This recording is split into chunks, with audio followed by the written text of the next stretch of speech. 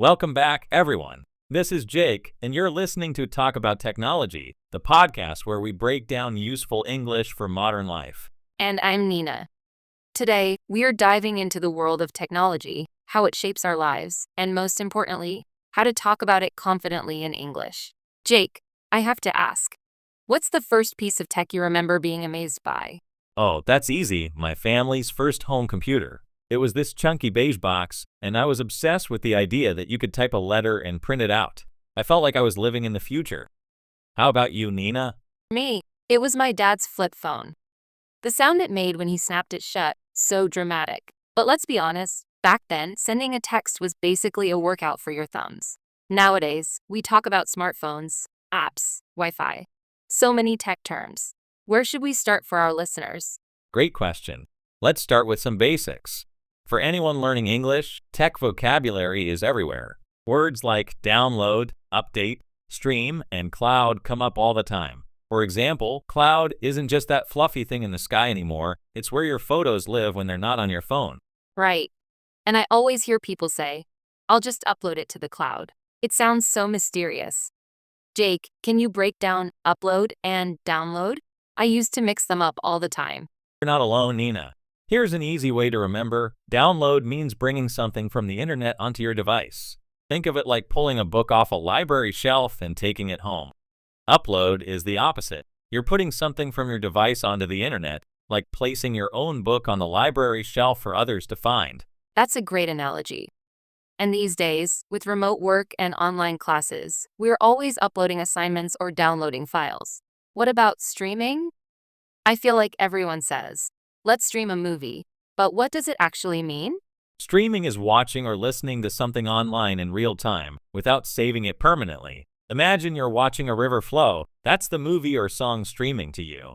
You don't keep the water, you just enjoy it as it passes by. I love that. So, if I'm binge watching a show on Netflix, I'm streaming, not downloading. Speaking of binge watching, that's a fun term. Can you explain that one too? Absolutely. Binge watching means watching multiple episodes of a show in one sitting, usually thanks to streaming services that autoplay the next episode. It's like eating an entire pizza instead of just one slice. You can't stop at just one. So true. I've definitely had my share of binge watching marathons. But tech talk isn't just about entertainment, right? What about when we're at work? There are so many terms. Log in, log out, attach a file, forward an email. Any tips for remembering these? For sure. Let's break them down with examples. Log in means to enter your username and password to access an account. Think of it as unlocking a door. Log out is locking the door when you leave. Attach a file is like stapling a photo to a letter before you send it. And forward an email is sending a message you received to someone else, like passing a note in class. That makes it much clearer. And what about link and hyperlink? I see both, but are they the same?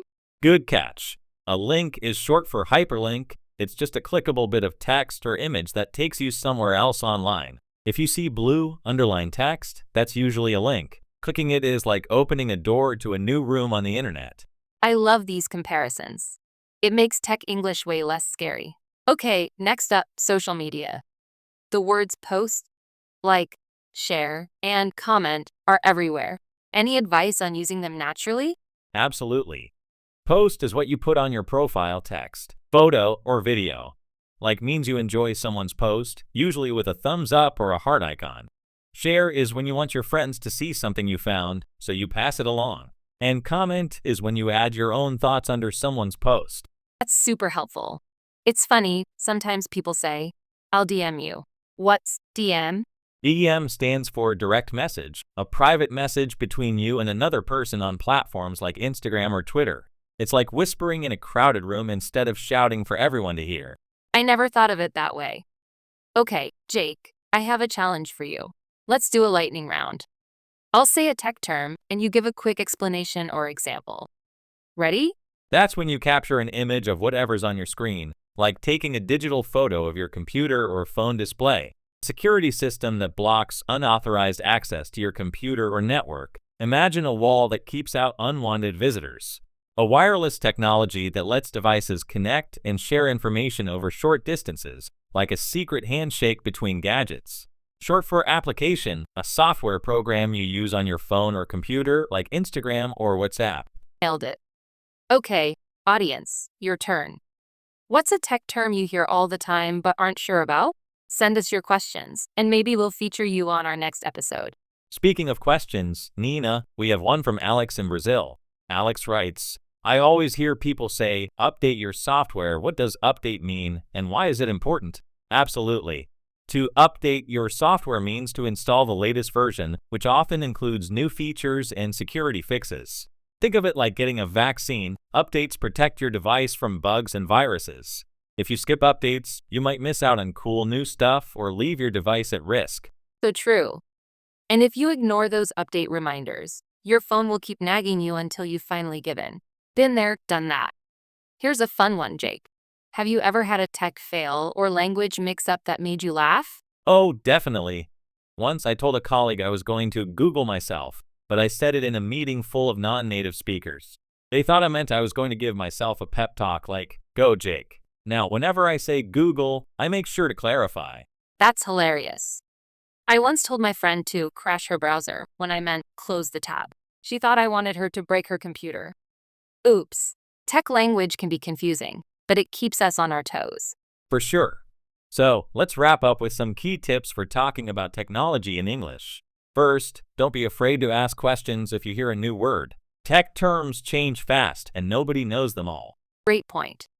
Also, try using analogies. Comparing tech terms to real-life objects or actions can make them easier to remember. And practice using these words in sentences. I'll attach the file, or can you share the link? And don't stress about mistakes. Everyone mixes up upload and download now and then. The most important thing is to keep communicating. Absolutely. Thanks for tuning in, everyone.